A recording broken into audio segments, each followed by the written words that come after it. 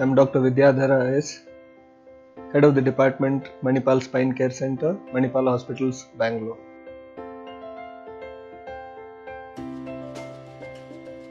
Now, if you want to really look at preventive strategy, you need to do it as early as you can when you don't have pain.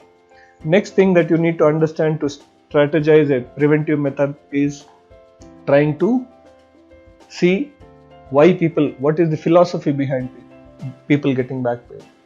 Nobody gets a back pain in childhood. Like none of us had back pain during our childhood. We all fell down in the cricket ground, had elbow pain, knee pain, no back pain. In a school, you go and ask how many kids have back pain, none of them have. That is because a child is a very flexible spurt of energy. It is a flexible child who can bend and touch the floor with full palm flat on the ground. How many of us can do that?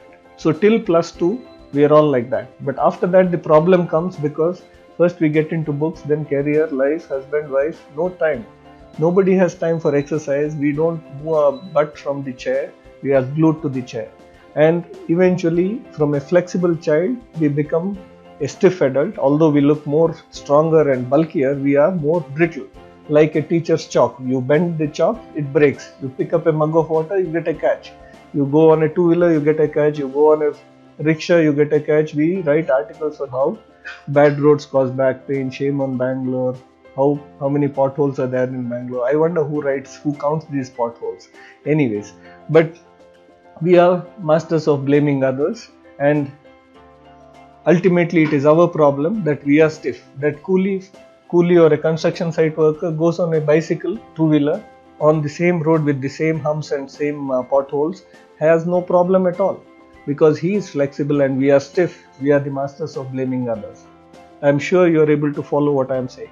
Now, looking at compiling both these, the natural history of neglected back pain, which is going to be episodic, and the philosophy that we are losing flexibility, becoming stiff, and we are keeping on breaking.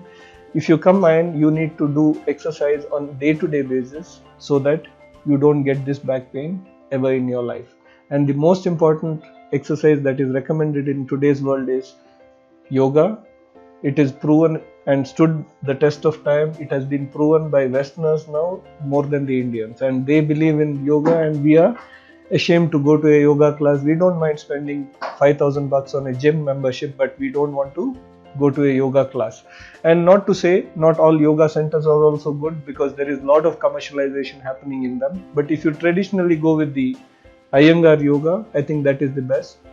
But you need to do at least 10 cycles of surya namaskar on a daily basis so that your back and neck is flexible, because one surya namaskar moves your neck, back, shoulder, elbow, wrist, hip, knee, ankle. Every single joint in the body moves full range of movement, giving it its flexibility so that you don't break repetitively. Now, that is with respect to the exercise. Yoga is the best. The next best which can compete with it is swimming. But we have a lot of reasons not to do swimming, because there will not be a swimming pool in your native place. You will have cold weather, you have rainy day, you have no mood, you are having flu, whatnot. Yeah. But yoga anywhere on earth, unless you plan to go on moon, I think anywhere on earth you can do. Only reason you need not do is if you are lazy enough not to do it.